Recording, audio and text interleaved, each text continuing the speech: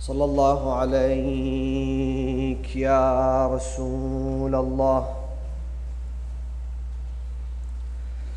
صلى الله عليك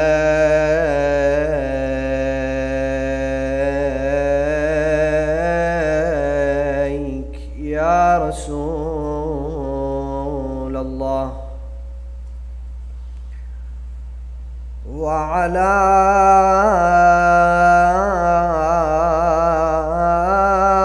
أهل بيتك المعصومين.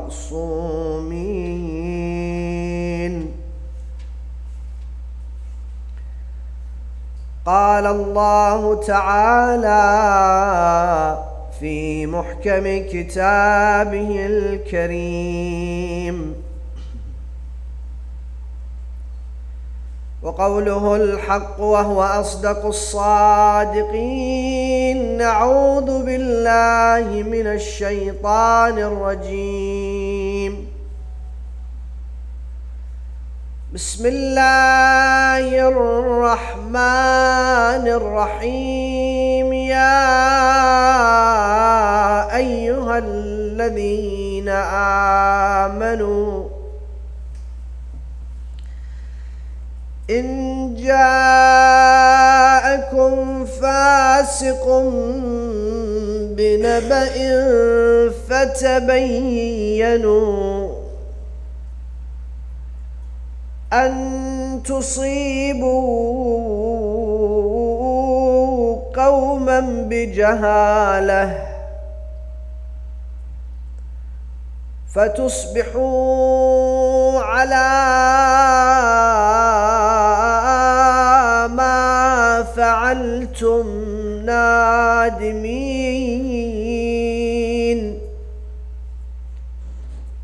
Bless your gathering with the remembrance of Muhammad wa Ali Muhammad.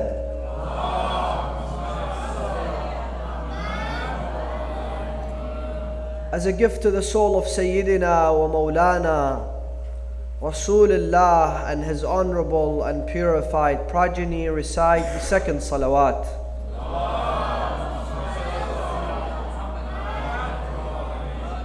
For Allah to shower onto this gathering with His infinite mercy and compassion,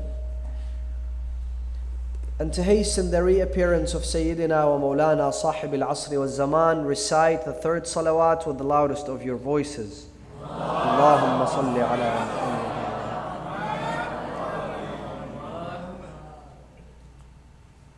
Traditions from the Ahl al-Bayt have taught us a special etiquette when it comes to dealing with our brethren from different madhahib and outside the madhab of Ahl al-Bayt.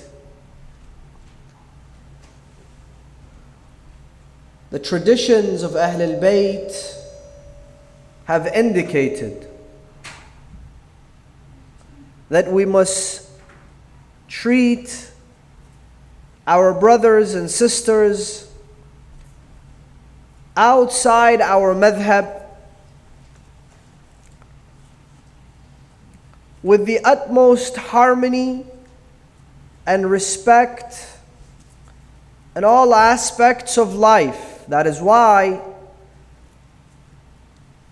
Ahl al-Bayt have dictated and affirmed that it is part of our duty to visit them when they are ill. Even though they're not amongst the followers of Ahl al-Bayt, even though they are outside our madhab, however, when they are ill, we visit them. When they pass away, we attend their funerals. When they conduct their janazah prayers, we observe the janazah salat. When they pray in jama'ah in the masjids, we stand in the lines of jama'ah and pray with them. Ahl al-Bayt have taught us to respect and honor their lives and their wealths and their existence amongst our communities. In fact, the scholars of Ahl al-Bayt have exercised freedom of speech, freedom of expression, and freedom of practice towards those outside the madhab of Ahl al-Bayt, however, living in a state which belongs to Ahl al-Bayt.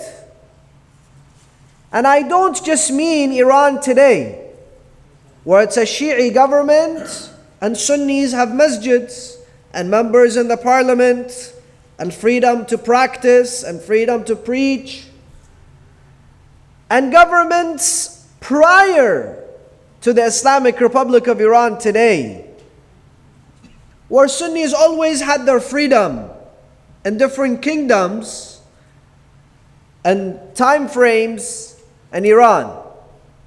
However, even if you were to observe the Fatimi dynasty, which ruled in Egypt, the founders of Al-Azhar University, who were the Shia, allowed every madhab outside the madhab of Ahl al-Bayt to have a chair.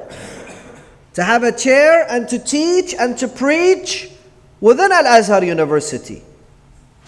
In fact, there were speeches made from the Al-Azhar Mosque that was founded by the Fatimi dynasty, and every night a different madhab would be able to utilize that podium, utilize that minbar for sermons. So one day it was the Shia, the other day it was the Hanbalis, the other day it was the Shafi'is, the next day it's the Malikis. But also Ahl al-Bayt have taught us to be extremely firm when it comes to certain issues, and to respectfully stand our grounds, and to refuse compromise. And amongst those issues is the right of Sayyidina wa Mawlana al-Imam Ali ibn Abi Talib when it comes to the Khilafah after Rasulullah.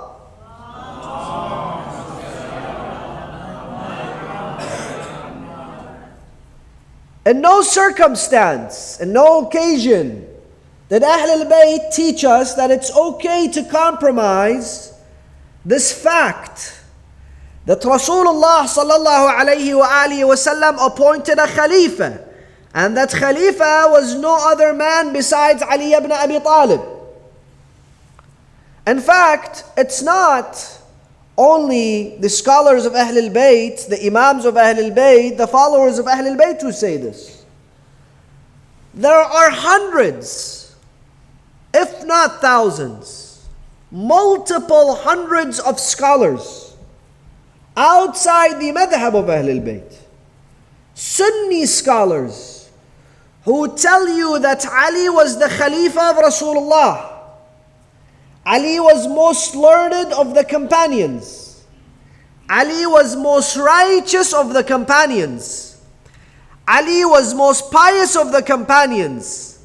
He was the bravest of the companions. He had more right towards the Khilafah than anyone else. Some of them are the founders of the schools of thought, amongst them as Imam Shafi'i, who found the status of Ali ibn Abi Talib above the rest of the companions and above the rest of the Sahaba. And where does this stem from? Where does this come from? This comes from the hundreds of traditions from Rasulullah and historical events within the books of the Muslims that indicate Ali ibn Abi Talib was the most learned of the companions. Didn't Rasulullah say, "A'lamukum Ali"? He bluntly told all of them that the most learned of you is Ali ibn Abi Talib. "A'lamukum Ali." "A'adalukum Ali." The most just of you, the one with most adalah, is Ali. Was he not the one that said, Ana Madinatul Ilm? I am the city of knowledge. Wa Aliyun Babuha. And Ali is the door, the gate to that city. If you want to enter the knowledge of prophethood, the knowledge of faith, if you want to get your hands on ilm, the only way is through Ali ibn Abi Talib. Was he not the one that said to Ali, Anta minni bimanzilati Haruna min Musa? You to me are like Aaron was to Moses. And those hadiths are mentioned in all the books of history, all the books of hadith. And there isn't anyone that can come and say that those hadiths and those positions and those manaqib do not exist for the personality of Ali ibn Abi Talib. However, there have been scholars, analysts, historians within the course of history and until today, from both spectrums, whether it's Sunni scholars or Shia scholars, whether it's Shia historians or Sunni historians, whether it's Shia analysts or Sunni analysts that have tried to say that, look, Imam Ali, in the end of the day, he was okay with the fact that the will and the wasiyah of Rasulullah had been changed. As in, he was supposed to be the Khalifa. He was supposed to take the leadership after him. This was the wasiyah of Rasulullah. This was the wish of Rasulullah. This was the will of Rasulullah. But when it changed, he didn't care. He was okay with the fact that the wasiyah of Rasulullah has been changed. That is why he visited with them. That is why he sat with them. That is why he discussed with them. That is why he advised them. And that is why he married his daughter Kulthum to the second Khalifa, Umar ibn al-Khattab.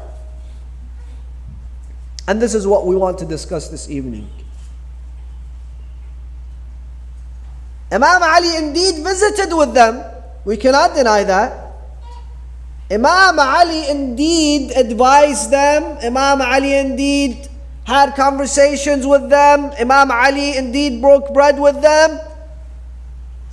But does this mean that Imam Ali was indifferent towards the fact that the will of Rasulullah has been changed?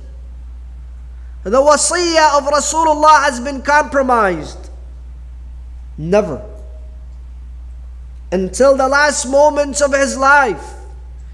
And until he took the Khilafah, Imam Ali kept repeating, that's my haqq and my right. And the right of the Muslim community was taken away from them when the Khilafah was usurped from me. However, Imam Ali, for the greater good of the Muslim community, was advising them and speaking to them, and he did not boycott them.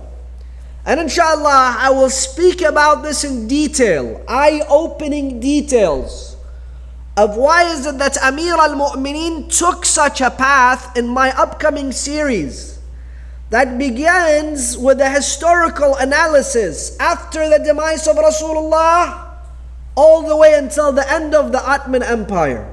And within those series, we will discuss why is it that Amir al-Mu'mineen salawatullahi wa salamuhu alayhi was an advisor to the first Khalifa, advisor to the second Khalifa, and advisor to the third Khalifa.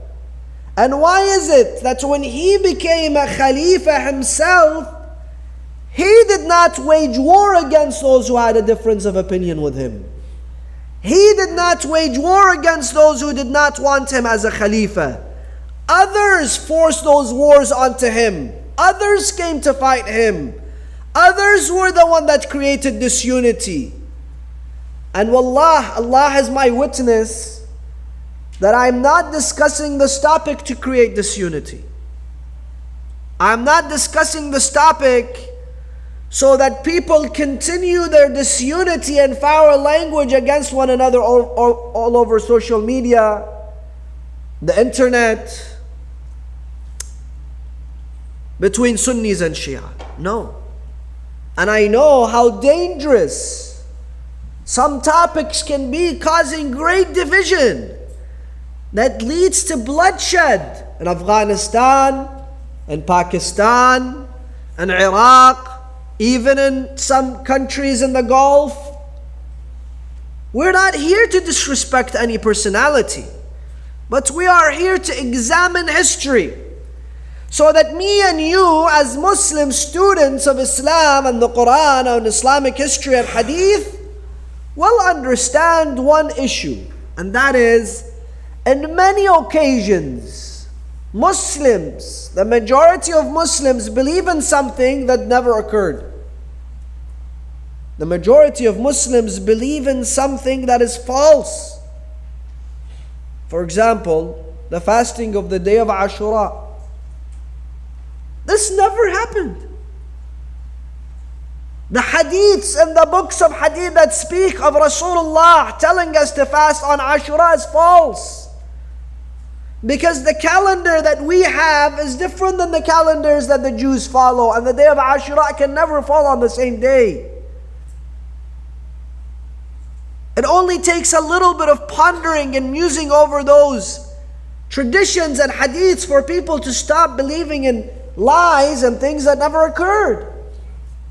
And there are things that are facts in Islamic history.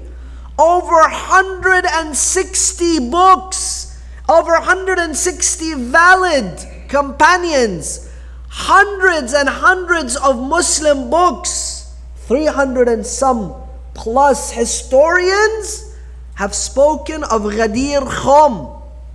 This is a fact. This actually happened. But the majority of Muslims don't know about it. And if they know about it, they don't believe it.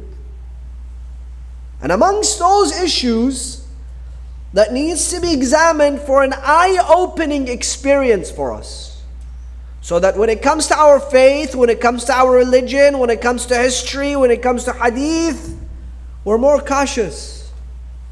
We pay more attention. We analyze those events. We question them.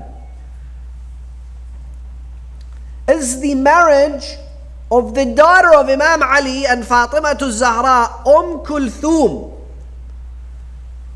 to the second Khalifa Umar ibn al-Khattab, did Imam Ali marry his daughter to him? And if so, why?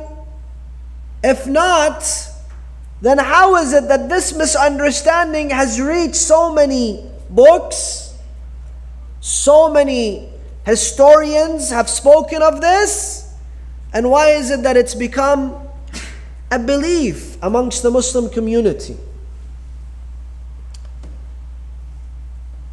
They believe, or the majority of the Muslims believe, that Kulthum was the daughter of Imam Ali and Fatima Zahra. The first of their children was Imam al-Hasan, who was born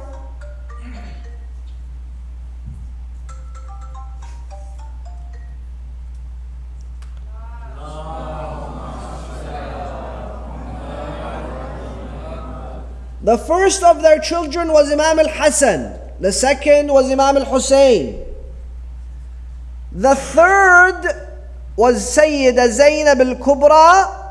And the fourth was Kulthum, also known as Zainab al-Sughra. Imam Hassan born in the second year after Hijrah. Imam Hussein third year after Hijrah. Sayyida Zainab fifth year after Hijrah. And Kulthum in the sixth year after the Hijrah.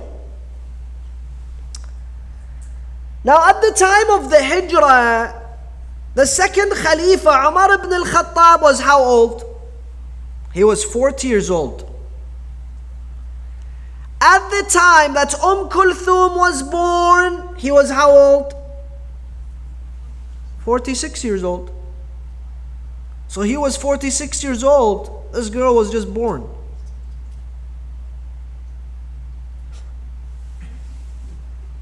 You know, sometimes we read history, but if we just give it a minute of thinking, of contemplation, the least to say is we question what we read. We go for further analysis. So when she was born, he was 46 years old. Books of history suggest he married her when she was 12 years old. That means he was 58 years old and she was only 12. Okay. History tells us that the second Khalifa, Umar ibn al-Khattab, came to propose for the hand of her mother, Fatima al-Zahra. When? After the Hijrah. In the second year after the Hijrah, they got married. In the third year, they had Imam al-Hasan. True? In the second year after the Hijrah, Umar was 42 years old. He came to ask for the hand of Fatima to Zahra. And Rasulullah would tell him what? إنها لصغيرة. Umar, what do you think you're doing? There is a huge difference of age between you and Fatima. So if Rasulullah forbid Umar from marrying Fatima to Zahra, who was the daughter of this girl, how is it possible that Imam Ali ibn Abi Talib would give validity to such a proposal? I mean, just think about it. Imam Ali himself did not even name his own children. Imam Ali did not name his children. Who named his children? Rasulullah. When his children were born, Imam Hassan, he asks Fatima, he says, Ya Fatima, did you name this child? She says, how can I name him when you, Ali ibn Abi Talib, are his father? I cannot name him. He says, how can I name him when his grandfather is Rasulullah? So Rasulullah named him. Same thing with Hassan. Same thing with Hussein. Same thing with Zainab. Their children were named by Rasulullah sallallahu alayhi wa sallam. If a marriage did not occur on Rasulullah's watch, he did not allow it because of an age difference and other matters. How is it that Ali ibn Abi Talib would allow himself to marry his daughter to Umar ibn al-Khattab? With 46 years difference in age. In fact, she was, I think, 17 years old when Umar ibn al-Khattab was killed.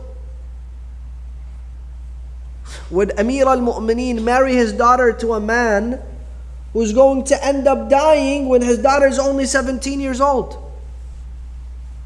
So from this perspective of an age difference, this hadith is not a hadith that we can accept.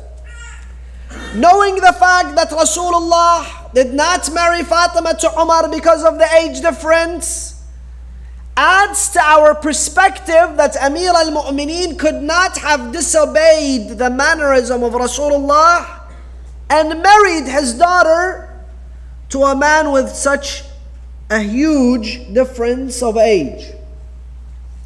Another part of our analysis is coming to this incident and examining it through the chain of narrators. Examining it through those who narrate this story to us, who tell us of this incident. First of all, if you put the incident and how it's mentioned in history, you find that the story heavily contradicts itself. There are so many discrepancies in the way that this story is described. For example, they tell you at one time that Kulthum died because she sat under a wall and the wall collapsed on her and she died. She had a child. How did this child die? Also, he was sitting under a wall and the wall collapsed on them. Some tell you that they were not together. Some tell you they were sitting together under a wall and the wall fell onto them. There is an ambiguous biography of Kulthum, the wife of Umar ibn al-Khattab. But let me say this.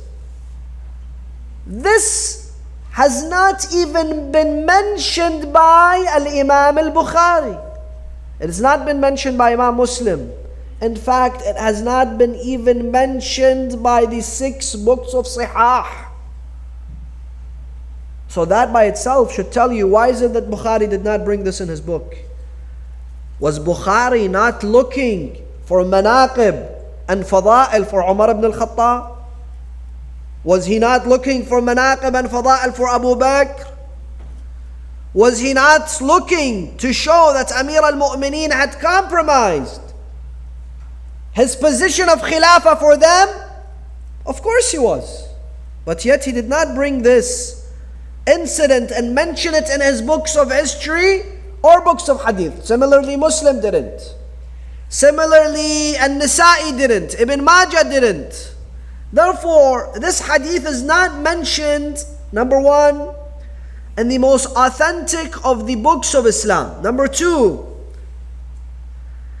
those who happen to bring this story to us, those who happen to bring this historical event to us, according to the scholars of hadith, the scholars that examine the chain of narrators, are either kadhab, liars, or wadda', fabricators.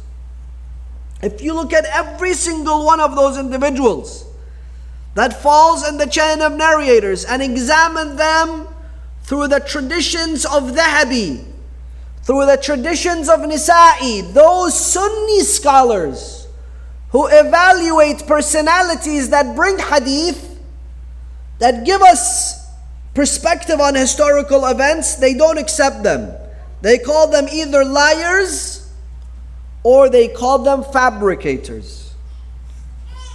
And this is something extremely important, brothers and sisters. Where when we come across any historical event, when we come across anything that has been mentioned in the books of history, before we accept it, we have to evaluate it.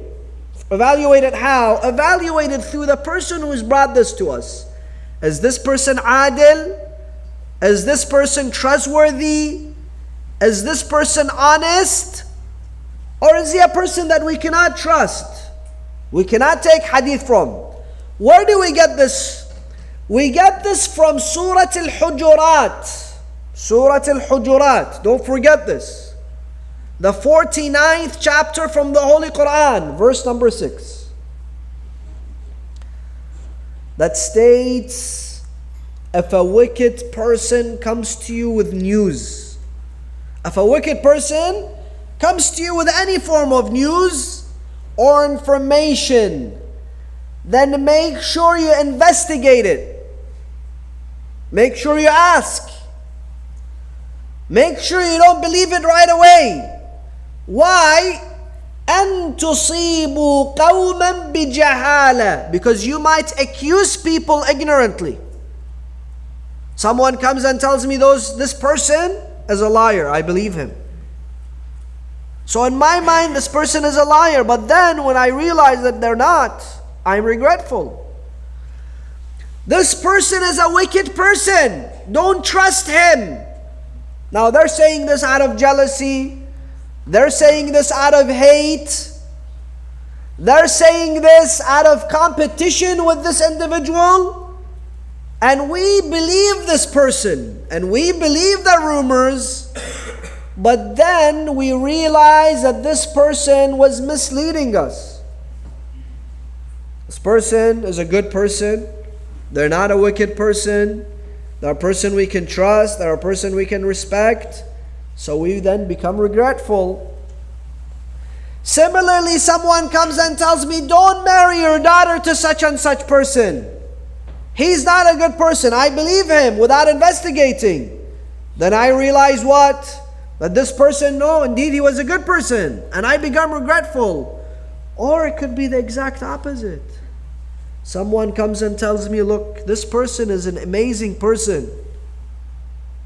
This person is a good person. I trust them, and I fall into a trap, and then I become regretful. Do business with this person. He's an honest guy. I do business with him, then he comes out to be a thief or a liar. And then I become regretful. Allah says, when you get to a news and an information, investigate it. Ask. Don't believe it right away, for it then will lead into regret. The scholars, the ulama of tafsir, the ulama of fiqh, the ulama of hadith have used this ayah to create a law within Islamic ideology. What is the law? The law tells you, because of this ayah, we now have to go and investigate the personalities who bring hadith to us. So we know, is this person just? Is he adil? Or is he a liar? If he's a liar, we cannot take his hadith because it simply isn't a hadith. If it's a fabrication, it's not a hadith. If it's only attributed to Rasulullah and Rasulullah did not say this, it's not a hadith. If some of it is hadith and some of it is an exaggeration, it cannot be a hadith. If some of the hadith is missing and the rest of it is there, we cannot take it. That is why we have to examine those personalities. Once we understand that they are trustworthy, honest individuals, then we take their traditions. When we come to this incident and we examine those individuals, we realize what? We realize that the scholars have either called them liars or fabricators. So how is it that this incident occurred? And how is it that today many people believe that Umar had a wife by the name of Umm Kulthum? Indeed he did. Umar had 7 wives. Amongst his wives was Kulthum bint Jarul or Jarwal. He did not have 2 wives named Kulthum. And that wife gave him a son by the name of Ubaidillah bin Umar. Ubaidillah bin Umar is also mentioned in history. His mother is mentioned in history. Her name is mentioned in history. Who was Ubaidillah and who was his mother? His mother gave birth to him, to Ubaidillah. And Ubaidillah was one of the closer sons to his father. When his father died by the sword of Abu Lu'lu', his son came. He could not catch Abu Lu'lu'. Abu Lu'lu' ran away. He looked for other Persians just because they were Persian. He looked for other Persians and he wanted to kill them because Abu Lu'lu', the Persian, had killed his father. So he killed a Persian man who was completely innocent, who had nothing to do with the killing of Umar, who had not participated in the killing of Umar. He killed him. Then he went to Lu'lu' or Lu'lu'ah. Who was Lu'lu' or Lu'lu'ah? The daughter of Abu Lu'lu'. His daughter was 6 years old. When Abu Lu'lu' ran away, he left his daughter in Medina. He went and he beheaded this girl to take the vengeance of his father. That is why Amir al-Mu'mineen, after Uthman became the Khalifa, he went to him and he said to him, Uthman, now that you've become the Khalifa, you have an important task. Ubaidillah, the son of Umar, killed 2 innocent people. He killed a 6-year-old girl, even if her father was a criminal. And he killed the second Khalifa, Umar. He's the one that should be killed, not his 6-year-old daughter. And the innocent Persian man who had nothing to do with it, he was also killed. So you must bring Ubaidillah bin Umar and apply the Islamic law onto him. Uthman said, I cannot do that. Amir al-Mu'mineen said, why? Uthman said, because obviously the man was upset, his father was the Khalifa and he was killed, so he lost his mind and he killed those people. Doesn't really seem like a fair excuse to me. Amir al-Mu'mineen then wrote him a letter to Ubaydullah, the son of Umar, saying, Ubaydullah, if I ever have the chance to apply justice onto you, I will make sure I apply the justice onto you. Because you have killed two innocent people that did not deserve death. And that is why as soon as Amir al-Mu'mineen became the Khalifa, Ubaydullah bin Umar ran away to where? To Sham. And he became a companion to Muawiyah.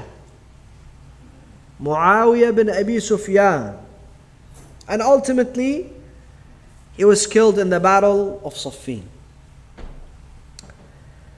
But I want to say this. In the end of the day, brothers and sisters, if you believe that Umar ibn al-Khattab, the second Khalifa, married the daughter of Imam Ali, or if you look at history and you find that what we have discussed is sufficient information not to believe that such an incident has occurred. A marriage, keep this in mind when examining the Quran, when examining history, when examining hadith. Keep in mind that a marriage never ensures friendship. It never ensures, for example, a free heavenly grant.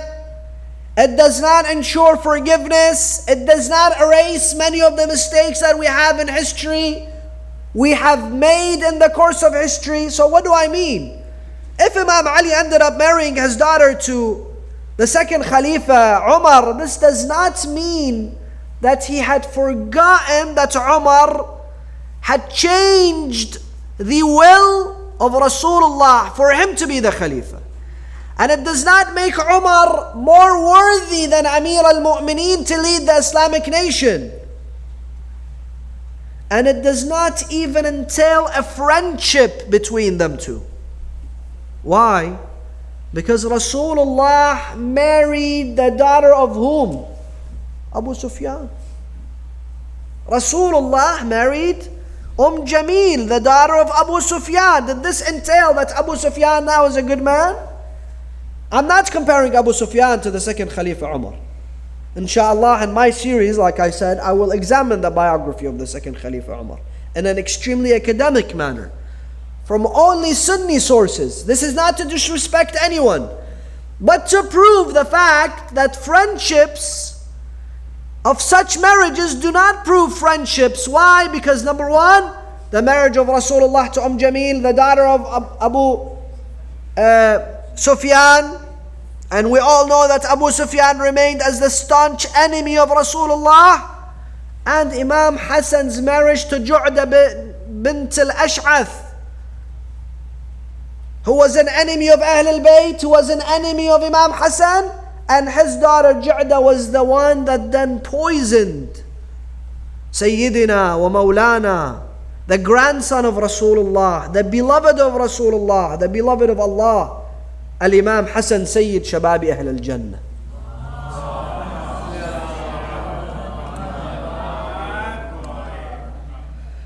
In the best of moments, in the best of days, in the best of hours, let us raise our hands to the Almighty Allah subhanahu wa ta'ala.